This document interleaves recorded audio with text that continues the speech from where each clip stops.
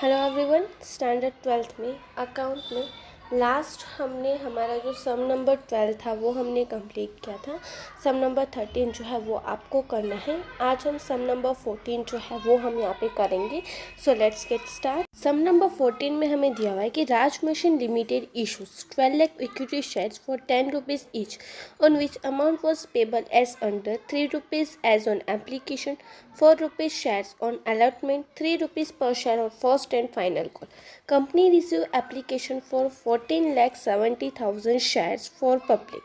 Excess application were rejected and money paid on them was refunded. Akash, who was allotted 2,000 shares, did not pay allotment in final call money, and Sunny, who was allotted 1,200 shares, did not pay final call money. अब यहाँ पे आकाश जो है वो allotment money और final call की money नहीं दे रहा है और सनी जो है वो फाइनल कॉल की मनी नहीं दे रहा है। दैट मीन्स कि जब भी हम अलॉटमेंट और फाइनल कॉल की मनी जो है हम डिटरमाइन करेंगे तब हम ये दोनों अमाउंट को हम माइनस करेंगे। Company forfeit all the shares on which calls are unpaid and received all forfeit shares reissued at ₹7 per share as a fully paid up. Pass necessary journal entries for the above transactions. अब हमें company ने ये सारे shares जो है वो जब्त कर लिए और उन्हें री इशू किया है ₹7 में, तो उसकी हमें यहाँ पे सारे ट्रांजेक्शन्स की यहाँ पे हमें जनरल एंट्री करनी है। तो अब हम वो जनरल एंट्री स्टार्ट करते हैं। तो यहाँ पे जैसा कि आपको पता ही है कि सबसे पहले हम यहाँ पे कैलकुलेशन करेंगे कि हमें एप्लीकेशन के टाइम पे, अलॉटमेंट के टाइम पे, फर्स्ट कॉल के टाइम पे कितनी अमाउंट हमें मिल रही है। सबसे पहले वो हम यहाँ पे कैलकुलेट करते हैं। तो एप्लीकेशन हमें आई है 14,70,000 शेयर्स की और रुपीज़ जो है वो हम मंगवा रहे हैं 3 rupees। दैट मीन्स एप्लीकेशन के टाइम पे हमें यहाँ पे मिल रहे हैं 44,10,000। अब उसमें से यहाँ पे कंपनी जो है इशू कितने करने चाहिए थे 12 लाख शेयर्स और कंपनी को एप्लीकेशन कितनी मिली है 14,70,000 के। दैट मीन्स कि बाकी के 2,70,000 जो है वो हम यहाँ पे रिफंड कर रहे हैं एट 3 rupees पर शेयर। तो यहाँ पे आएंगी 8,10,000 रुपीज़ जो है वो हम रिफंड करेंगे। तो हमें यहाँ पे जो शेयर कैपिटल जो है वो इक्विटी शेयर कैपिटल यहाँ पे कितनी हुई हमारी 36 लाख। सो ये हुआ हमारा एप्लीकेशन के टाइम की अमाउंट। अब हम अलॉटमेंट के टाइम की देखते हैं। तो अलॉटमेंट के टाइम पे हम 4 rupees मंगवा रहे हैं। दैट मीन्स कि 12 लाख शेयर पे हम 4 rupees के अकॉर्डिंग मंगवाते हैं। तो बट हमें यहाँ पे मिलने चाहिए 48 लाख। पर आपको यहाँ पे आगे दिया कि आकाश जो है जिसके पास 2,000 शेयर्स है वो अलॉटमेंट की मनी जो है वो नहीं दे रहा है। दैट मीन्स कि हमारे यहाँ पे कितनी अमाउंट नहीं मिल रही है 2,000 इंटू 4, 8,000 रुपीज़ जो है वो हमें यहाँ पे नहीं मिल रहे। तो बाकी के हमें यहाँ पे कितने मिल रहे होंगे 47,92,000 जो है वो हमें यहाँ पे मिल रहे हैं। सेम इट इज़ यहाँ पे अब हम फाइनल कॉल की तरफ बढ़ते। तो फाइनल कॉल के हम कितनी अमाउंट मंगवा रहे हैं 3 rupees। दैट मीन्स कि 12 लाख इंटू 3, 36 लाख जो है वो हमें अलॉटमेंट के टाइम पे मिलने चाहिए थे। बट आकाश ने भी फाइनल कॉल की अमाउंट नहीं मंगवाई है। दैट मीन्स 6,000 जो है वो आकाश के और सनी के कितने शेयर्स हैं यहाँ पे टोटल, यहाँ पे सनी के हैं 1,200 शेयर्स इंटू 3। दैट मीन्स कि 3,600 जो है वो सनी के हुए। तो यहाँ पे हम लिखेंगे आकाश एंड सनी। तो टोटल यहाँ पे कितने नहीं मिल रहे हैं 9,600 जो है वो अलॉटमेंट के टाइम पे हमें नहीं मिल रहे। तो बाकी के 35,90,400 रुपीज़ जो है वो हमारे कहाँ पे होंगे बैंक अकाउंट में डेबिट होंगे। तो इस तरह से यहाँ पे हमने एप्लीकेशन, अलॉटमेंट और फर्स्ट एंड फाइनल कॉल के टाइम पे कितनी अमाउंट मिलती है उसकी हमने कैलकुलेशन कर ली। अब हम इसकी जनरल एंट्री जो है वो करते हैं। उसके बाद हम हमारा जो सेकेंड पेज है जो 4 फीचर का है वो हम करेंगे। सबसे पहले ये जनरल एंट्री करते हैं। तो यहाँ पे फर्स्ट तो जनरल एंट्री आपको पता ही है कौन सी होगी, बैंक वाली जो हमें एप्लीकेशन मिलती है उसकी। तो यहाँ पे हम लिखेंगे bank account debit ₹44,10,000 to equity share application account 44,10,000। तो इस तरह से फर्स्ट एंट्री हमने की। उसके बाद सेकेंड एंट्री हम करेंगे कि जो रिजेक्टेड एप्लीकेशन जो हम रिफंड करने वाले हैं उसकी। तो सबसे पहले हम यहाँ पे लिखेंगे equity share application account debit ₹44,10,000 to, पहले तो हम यहाँ पे इक्विटी शेयर कैपिटल ट्रांसफ़र करते हैं, तो इक्विटी शेयर कैपिटल अकाउंट कितनी आएगी, 36 लाख हमारी इक्विटी शेयर कैपिटल है। एंड टू बैंक अकाउंट, क्योंकि बाकी के अमाउंट जो है वो हम यहाँ पे रिफंड करने वाले हैं। तो ये हमने एप्लीकेशन के टाइम पे एंट्री कर दी। अब हम यहाँ पे अलॉटमेंट के टाइम की एंट्री करें। यहाँ पे मैंने नरेशन नहीं लिखा है, बट आपको आपके जो सम है एज अ पार्ट आपको नरेशन लिखना ज़रूरी होता है। यहाँ पे मैंने नरेशन नहीं लिखा है, बट आपको नरेशन लिखना होगा। उसके बाद हम यहाँ पे अलॉटमेंट की एंट्री करेंगे। तो सबसे पहले हम अलॉटमेंट की मनी मंगवाते हैं। तो यहाँ पे हमने लिखा equity share allotment account debit. Allotment के टाइम पे हमें कितने मिलने चाहिए थे, 48 लाख। तो यहाँ पे हमने लिखा to equity share capital account. First entry यहाँ पे हम अलॉटमेंट की मनी मंगवा रहे हैं, इसलिए equity share allotment account debit to equity share capital account credit.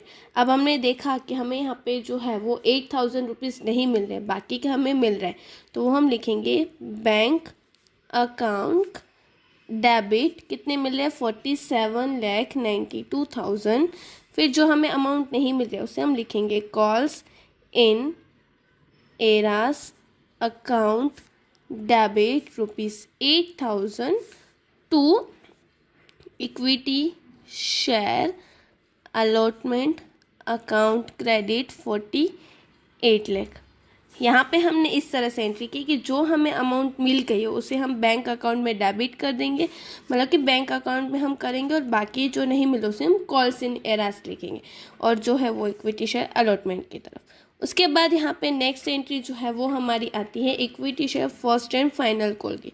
यहाँ पे हमने लिखा, सबसे पहले हम मंगवा रहे equity share first and final call account debit, कितना होता है, 36 लाख जो है वो हमारा फर्स्ट एंड फाइनल कॉल है, to equity share capital account ₹36 lakh.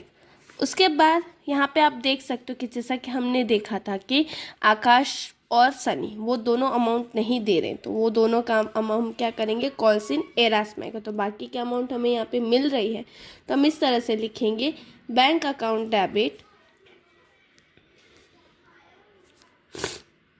35,90,400 calls in eras account debit ₹9,600 to equity share capital account, equity share first and final call account credit 36 lakh. तो इस तरह से यहाँ पे हमने इसकी एंट्री कर दी। अब हम यहाँ पे जो सेकेंड फेज है, फर्स्ट फेज की हमारी जितनी भी एंट्रीज थी वो हमने यहाँ पे कंप्लीट की। अब हम सेकेंड फेज, दैट मीन्स कि जो शेयर फॉर फ्यूचर का है उसकी एंट्री जो है कैसे करेंगे वो हम यहाँ पे देखते हैं। तो यहाँ पे सबसे पहले शेयर्स कितने हैं, आकाश के 2000 और सनी के 1200 शेयर्स, दैट मीन्स टोटल हम यहाँ पे जो 3200 शेयर्स को हम यहाँ पे इस तरह से हम फॉरफिट करें। तो टोटल सबसे पहले हम शेयर कैपिटल कितनी होनी चाहिए, क्योंकि हमारी इतनी कैपिटल कम हो जाएगी, दैट मीन्स 3200 इंटू 10। तो यहाँ पे 32,000 शेयर कैपिटल जो है वो हमारी इतनी कम होगी, बट उसमें से कितनी अमाउंट हमें नहीं मिल रही है, दैट मीन्स कि कॉल्स इन एरास कितने हैं हमारे, हमने आगे ही देखा था कि आकाश जो है वो 8,000 जो है वो अलॉटमेंट के, और आकाश और सनी दोनों फर्स्ट एंड फाइनल कॉल के 9,600 जो पेमेंट नहीं करें, दैट मीन्स कि 17,600 अमाउंट जो है वो हमें नहीं मिली है। बाकी कितनी मिली है हमें यहाँ पे 14,400। तो वो हम क्या करेंगे, कंपनी जो है वो शेयर फॉरफिट कर देगी, दैट मीन्स कि ये कंपनी के पास आएंगे। यहाँ पे ये जो है वो आएंगे शेयर फॉरफिचर। अब ये इस तरह से हुआ, तो यहाँ पे इसकी जनरल एंट्री क्या होनी चाहिए, equity share capital account debit 32,000 to equity share forfeit account, क्योंकि इतनी कंपनी के पास आ रही है, तो 14,400 to calls in arrears account, क्योंकि इतनी अमाउंट हमें यहाँ पे नहीं मिल रही है। अब ये शेयर्स को हम री इशू कर रहे हैं, तो यहाँ पे हमने लिखा री इशू जो है वो हम 3200 शेयर्स को हम 7 रुपीज़ में इशू करें। दैट मीन्स कि 10 रुपीज़ की प्राइस के हम 7 रुपीज़ में हम इशू करें तो हमें कैपिटल मिल रही है 22,400। तो 3 रुपीज़ क्या हुआ, वो हमारे लिए डिस्काउंट हुआ, जो हम किस तरह से आपको पता ही है कि हम शेयर फॉरफिट अकाउंट में उसे हम डेबिट करते। तो 3,200 इंटू 3 दैट मीन्स कि 9,600 जो है वो डेबिट करेंगे, तो बाकी की 32,000 जो है वो हमारी अमाउंट है। ये हमने कैसे किया कि जैसा कि देख ही रहे हो कि 10 रुपीज़ के शेयर्स की प्राइस सिर्फ हम इशू कितने में कर रहे हैं, 7 रुपीज़ में। तो 3 रुपीज़ जो है वो डिस्काउंट को हम शेयर फॉरफिचर अकाउंट में डेबिट कर देंगे, और शेयर फॉरफिचर अकाउंट के क्रेडिट में से डेबिट माइनस करेंगे तो जो डिफरेंस आएगा उसे हम कैपिटल रिजर्व में लेके जाएंगे। तो यहाँ पे कैपिटल रिजर्व की जो अमाउंट है वो आएगी 14,400 माइनस 9,600। दैट मीन्स कि 4,800 जो है वो हमारी कैपिटल रिजर्व की अमाउंट आई। तो इस तरह से हमने शेयर फॉरफिचर किस तरह से किया और किससे हम री इशू करें वो हमने देखा। अब हम इसकी जर्नल एंट्री जो है वो हम यहाँ पे करेंगे। तो सबसे पहले हम शेयर फॉरफिचर की एंट्री करते हैं। तो एंट्री आएगी equity share capital account debit ₹32,000 to equity share capital account, क्योंकि हमारी इतनी कैपिटल कम हो रही है 14,400 equity share forfeiture account to calls in arrears account 17,600। यहाँ पे हमने लिखा इक्विटी शेयर कैपिटल अकाउंट, क्योंकि शेयर फॉरफिचर के कारण हमारी इतनी कैपिटल कम हो रही है। तो हमने यहाँ पे 14,400 जब्त कर दिया और बाकी के अमाउंट हमें नहीं मिल रही, तो वो हमारे लिए कॉल से नहीं रहा ये हुआ। उसके बाद अब हम इन शेयर को री इशू करें। तो सबसे पहले आएंगे बैंक अकाउंट डेबिट, कितना आएगा 3,200 इंटू 7 दैट मीन्स कि 22,400 जो डिस्काउंट है उसे हम इक्विटी शेयर फॉरफिचर अकाउंट में डेबिट करते। तो equity share forfeiture account debit ₹9,600। इस तरह से यहाँ पे हमने लिखा to equity share capital account ₹32,000। तो इस तरह से यहाँ पे हमने इसकी एंट्री की, जो अमाउंट हमने डिस्काउंट में इशू किया था उसे हम इस तरह से एंट्री करेंगे। एंड लास्ट एंट्री जो है वो कैपिटल, जो हमारा शेयर फॉरफिचर का डिफरेंस उसे हम कैपिटल रिजर्व में लेके जाएंगे। तो हम यहाँ पे लिखेंगे equity share forfeiture account debit ₹4,800 to capital reserve account ₹4,800। तो इस तरह से यहाँ पे हमने सारी एंट्रीज की। सबसे पहले हमने फर्स्ट कॉल एप्लीकेशन और अलॉटमेंट की मनी फाइंड की, उसकी जर्नल एंट्री की, फिर शेयर फॉरफिचर कितने किए हैं, कैसे किए हैं, ये सारी चीज़ों की हमने यहाँ पे एंट्री कर दी। आज हमने जो सम किया उसके ऊपर से आपको यहाँ पे ये वाला सम तो करना ही है, और उसी के साथ साथ आपके होम असाइनमेंट में टेक्स्ट बुक में आपको इलस्ट्रेशन 11 जो दिया गया है वो भी आपको करना है। नेक्स्ट वीडियो में अनदर सम्स के साथ मिलेंगे। Thank you.